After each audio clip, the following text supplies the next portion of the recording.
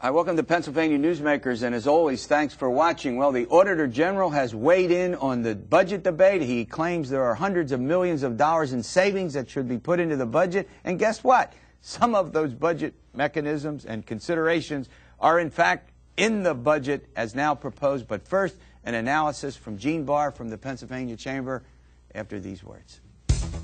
This is Pennsylvania Newsmakers, a fast-paced, unrehearsed weekly discussion with and about the leaders who shape your world. And now, here's your host, Terry Madonna. Hi, welcome back to the program. Well, here we are. We're 2.5 months into this budget season. This is the longest time it's taken to pass a big budget, let's put it this way. Over 60% of the Pennsylvania budget is as of yet not done. As we tape this program anyway, in the middle of the week, aired over the state of Pennsylvania over the course of the weekend. No budget. Joining me for analysis is Gene Barr. He's the Vice President for Government and Public Affairs with the Pennsylvania Chamber of Business and Industry and one of our regular analysts. Gene, now you've been doing this a long time. This is a long, long time. Boy, it sure is. This is, as you know, this is the longest one. I was not here in '91, but my understanding, my recollection is '91.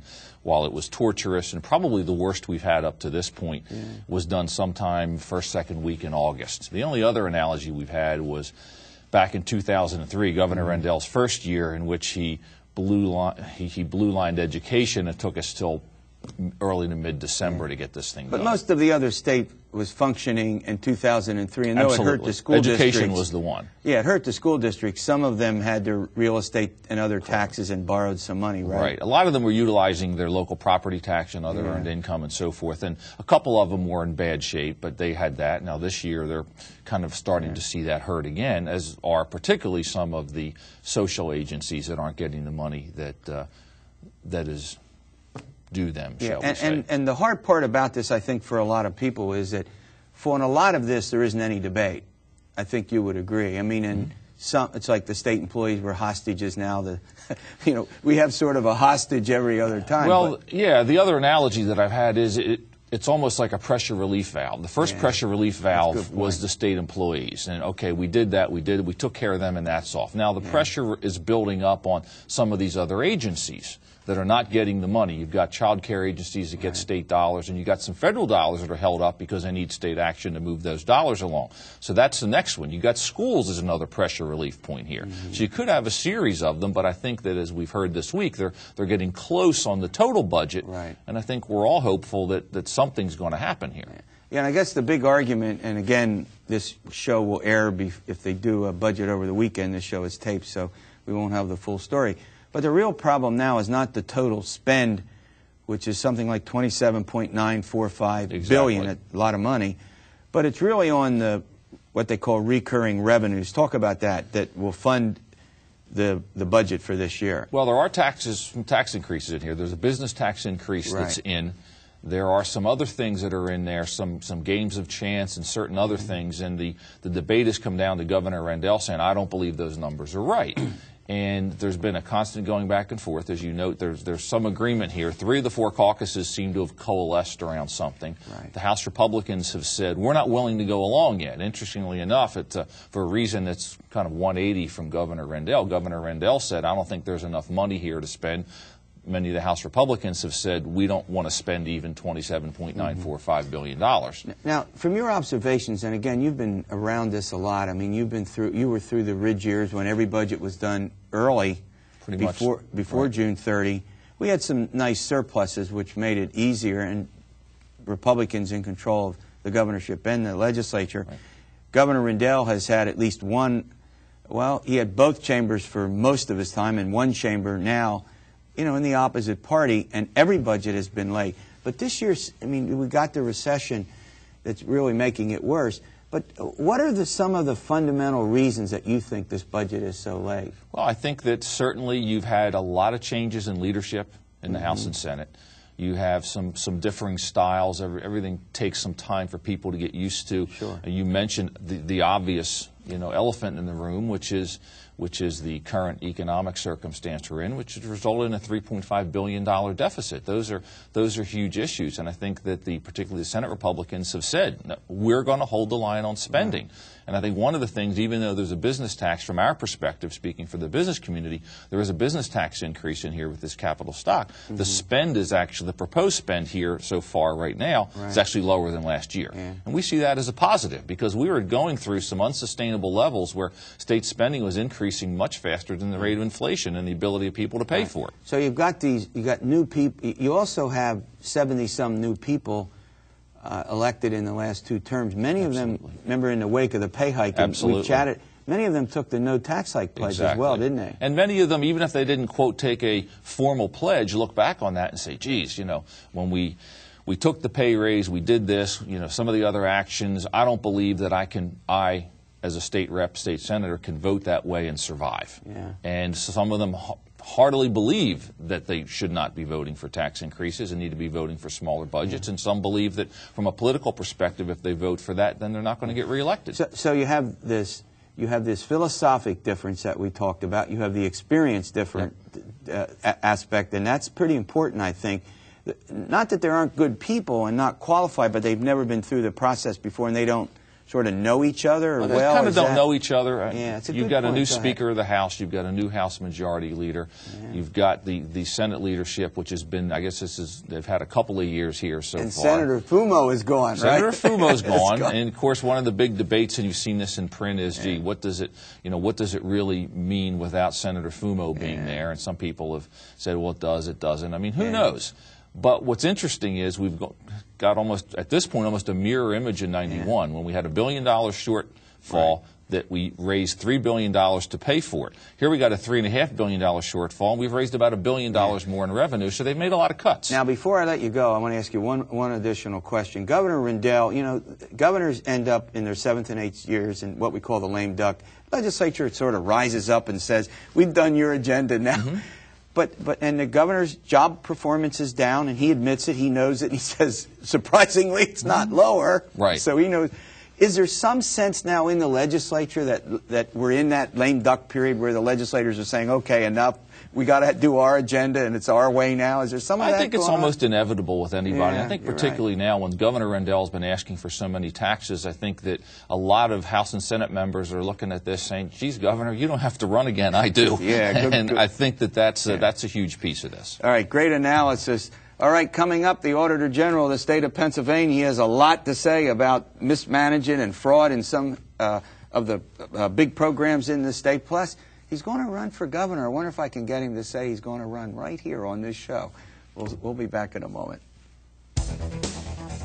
This broadcast of Pennsylvania Newsmakers is presented by the Pennsylvania Chamber of Business and Industry, the statewide voice of business. This broadcast of Pennsylvania Newsmakers is presented by PAConstructionJobs.com. For more information about rewarding careers in the highway construction industry, visit PAConstructionJobs.com. And by the Pennsylvania Manufacturers Association.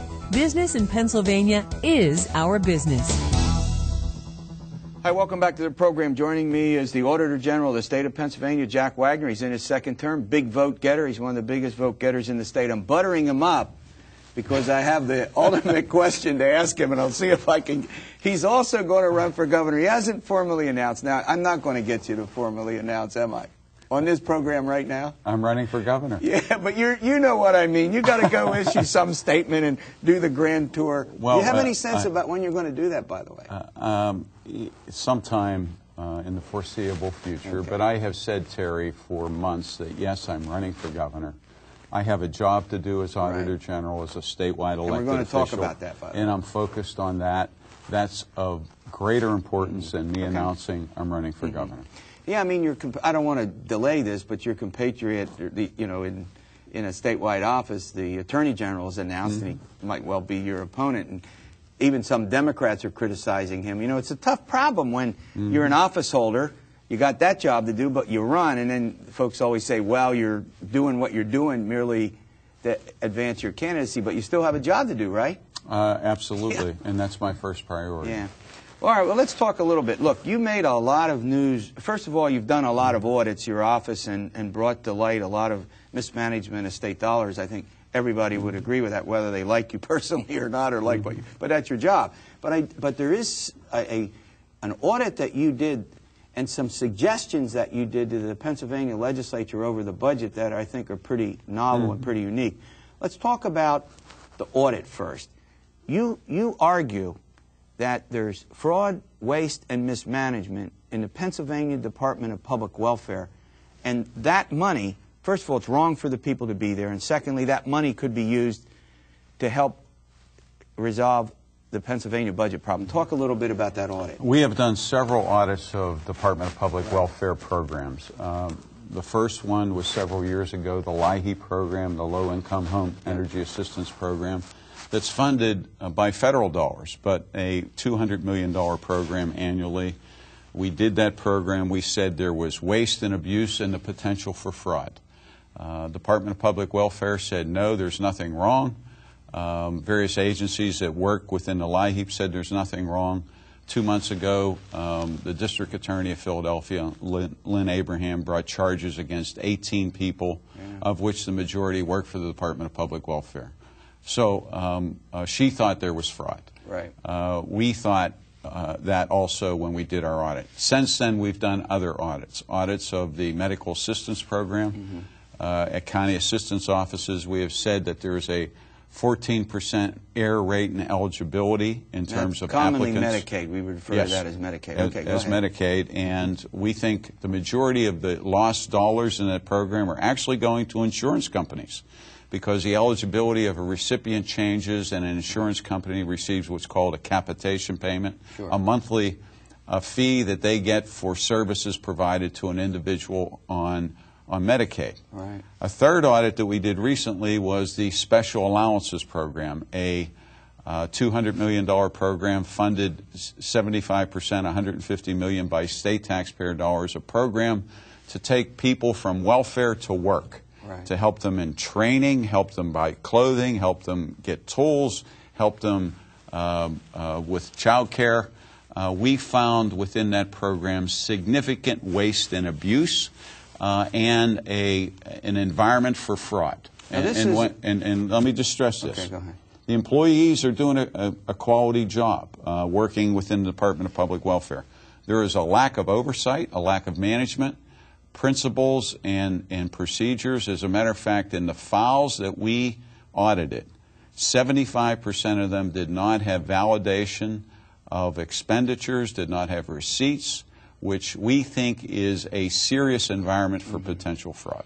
And, well, plus, let's broaden it a bit. I mean, one of the arguments in the national health care debate is that we're going to fund, including additional people, you know, covering the uninsured, with getting rid of the waste, mismanagement, and fraud from two programs. They talk a lot about Medicare, but you would argue, I think, that Medicaid is also a source where the federal government and the state could save enormous amounts of money and provide insurance for people who need it, who aren't committing fraud or involved in waste and mismanagement. Am I wrong about that? Well, this program is supposed to be a program to help people step up, get off welfare. Yeah. It is being mismanaged, and consequently, it's not doing its job. And in the process, it could be saving hundreds of millions of dollars.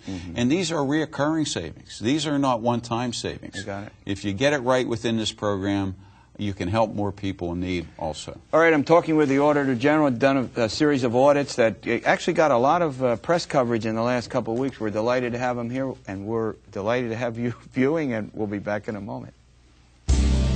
This broadcast of Pennsylvania Newsmakers is brought to you by Pennsylvania Credit Union Association. Pennsylvania Credit Unions, where people are worth more than money. To find a credit union that is right for you, check out ibelong.org. And by the Energy Association of Pennsylvania, Pennsylvania's energy information source.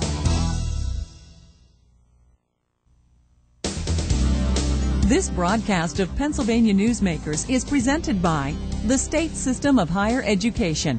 14 state-owned universities. The state system is the largest provider of higher education in Pennsylvania.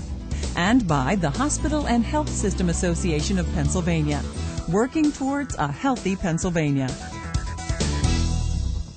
Hi, welcome back to the program with Jack Wagner. He's the Auditor General. We're talking about a series of audits. The Auditor General has also made some suggestions to the state legislature and the governor about ways to resolve the state budget impasse.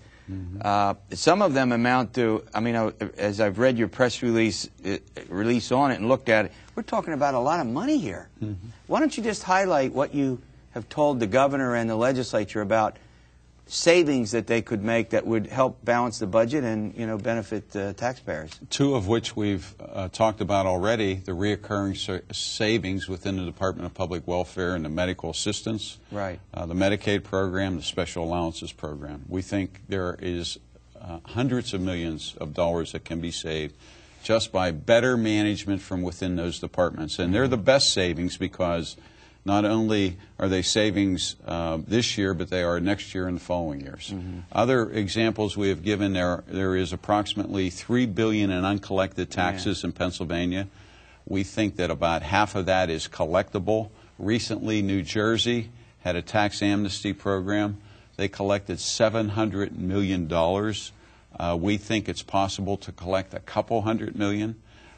Within a 90-day period. That could certainly help solve the budget impasse. Well, even if you got a third of it over a year, that's $1 billion. I mean, that's less than what the legislature and the governor have been arguing about over the past. I'm interrupted you. No, that's okay. We've suggested an early retirement incentive for state employees. That is a savings the first year, but a greater savings the second year if you don't replace those employees. You could actually save anywhere from $50 to $100 million with an aggressive early retirement program. Within my Department of Auditor General, we have 700 employees, about 120 qualify for early retirement. Now, you've had, I don't want to interrupt you, but you've had cuts, and you have to live with pretty substantial cut to your budget as well as the other row offices, is that right? Yes. The row offices have taken a 10.7% cut in this year's budget. I am not complaining about that. We are living within it. We also have a labor cost increase. If you add the two together, it's about a 15% additional expense, or minus, actually, than we've had the previous year. We will make do. We will continue to do our job. We will do more audits. I firmly believe that that kind of cut should exist across state government. And if, in fact, Terry, we did that, the budget would be 10% less. Don't get me wrong, that wouldn't be equal across the board because various departments have different expenditure levels, but there's no doubt this is a difficult time economically for our country and our Commonwealth, and everyone has to live with less. All right, we're talking with the Auditor General. Final segment with General Wagner after these words. This broadcast of Pennsylvania Newsmakers is presented by Highmark Blue Shield, changing the way health plans work for business with a variety of plan options for employers and more choices for employees. Information is available at highmark.com. Have a greater hand in your company's health. And by the Pennsylvania Healthcare Association, the future of long-term care.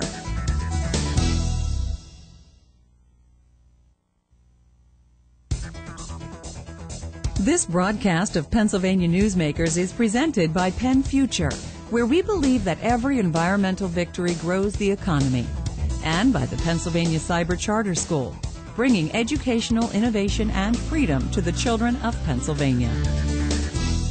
Hi, welcome back to the program. Well, it wouldn't be this program if we didn't talk a little bit about the governor's race next year, and I know you don't mind. You've already been in some forums and discussing about it, and we'll have the other candidates on to equal this out. All right, you know the famous question, why are you running? What makes Jack run? Because I want to maximize the potential of a great state, Pennsylvania, and I mean that sincerely. I think that obviously we don't have enough people working. We need to improve our infrastructure. We need to take education to a higher level.